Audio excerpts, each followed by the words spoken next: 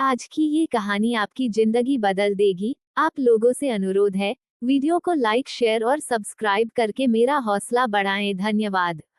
तो देर ना करते हुए सुनते हैं ये कहानी। जीवों में भेद करना निम्न श्रेणी के मनुष्यों के प्रमुख लक्षण हैं। एक बार की बात है, बाबा रामानंद आचार्य के आश्रम में बहुत भीड़ लगी थी। एक धनाढ्य शिष्य उनसे अपने घर आने के लिए आग्रह कर रहा था। वैसे तो उनके आश्रम में शिष्यों की भीड़ एवं निमंत्रण हेतु प्रार्थना तो बहुत आम बात थी, परंतु आज राज्य के धनाढ्यों में से एक पधारे थे। सुरक्षाकर्मी लोगों की सुरक्षा से अधिक एक व्यक्ति विशेष पर केंद्रित हो गए थे। उस धनाढ्य परिवार के लोग बाबा जी को अत्यधिक सम्मान से संबोधित कर रहे थे। बाबा के यहाँ किसी भी प्रकार का भेदभाव नहीं था। बाबा कभी किसी से न जाति पूछते, न बाबा कभी किसी से आमदनी पूछते।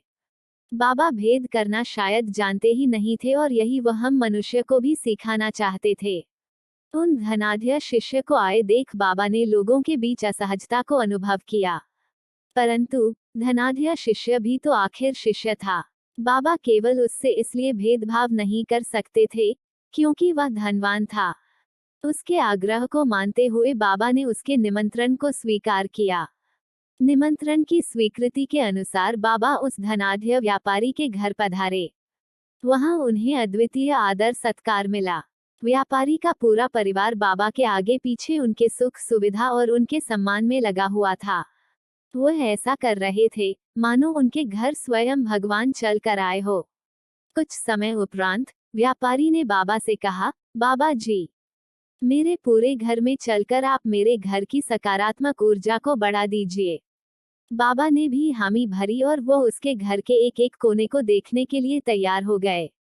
व्यापारी का पूरा परिवार बाबा जी के साथ साथ घर में घूम रहा था।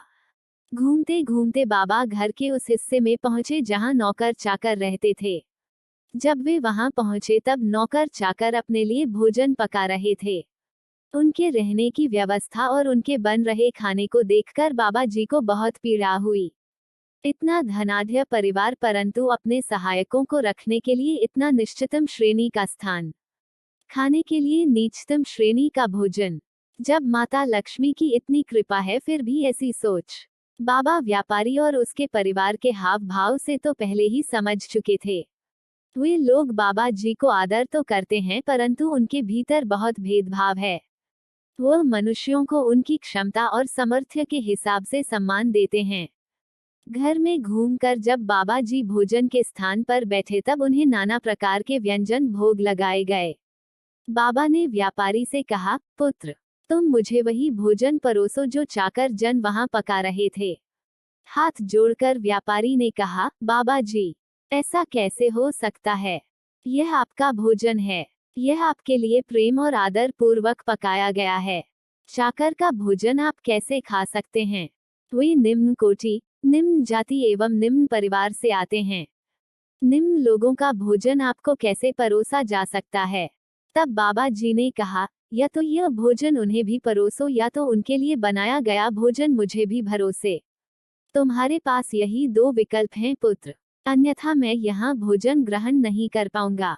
यह सुनकर व्यापारी ने तुरंत अपने चाकरों के लिए भी वही भजन लगाने का आदेश दिया। व्यापारी अपने किए पर शर्मिंदा था। वह समझ चुका था कि जब बाबा जैसे श्रेष्ठ जन भी उन्हें निम्न नहीं समझते जिन्हें समाज निम्न समझता है, इसका अर्थ है कि वह लोग निम्न नहीं है। वह पिछड़े हैं, गरीब हैं, इसलिए उन्हें निम्न समझा जाता है। बाबा ने व्यापारी से कहा, पुत्र, ईश्वर ने अमीर और गरीब को, काले और गोरे को, पढ़े लिखे और अनपढ़ को कभी भेद से नहीं देखते। ईश्वर ने सबके लिए बराबर सूर्य और बराबर बादल बनाए। प्रकृति में ईश्वर ने सब कुछ सबके लिए बराबर बनाया है। बाबा ने आगे कहा, जो भी विभाजन हम देख पाते हैं वह मनुष्य के द्वारा निर्मित है। हम सब, मानव हों, पशु हों या पक्षी हों, सबके लिए ईश्वर ने बराबर प्रकृति का निर्माण किया है। उसने हमें एक जीव मात्र बनाया है। जीवों में भेद करना ईश्वर से भेद करने के बराबर है। तुम कितने भी पुण्य कर्मकांड कर लो, स्वच्छता से रहो, परंतु यदि मन में भेदभाव का मैल हो, कर्मों में भेदभाव का पाप हो, तो ईश्वर से मिलन लगभग असंभव हो जाता है।